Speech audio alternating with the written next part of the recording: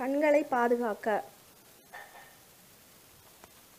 கண்களில் அரிப்பு இருந்தால் கண்களை கழுவ வேண்டுமே ஒழிய கண்களை ஒருபோதும் கசக்கக்கூடாது. குறைவான வெளிச்சத்தில் படிக்கக்கூடாது. கண்ணாடி அணிபவர்கள் 6 மாதத்துக்கு ஒரு முறை கண் மருத்துவரை அணுகி பரிசோதித்துக் கொள்வது அவசியம்.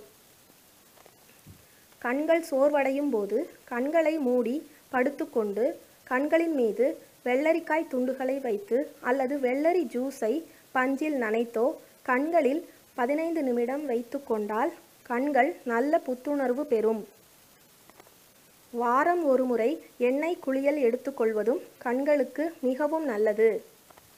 கணினித் துறையில் இருப்பவர்கள் மற்றும் நீண்ட நேரம் கண்களுக்கு தொடர்ச்சியாக வேலை கொடுப்பவர்கள் 1 மணி நேரத்துக்கு ஒரு முறை கண்களை 2 நிமிடங்கள் மூடி ஓய்வு கொடுப்பது அவசியம்.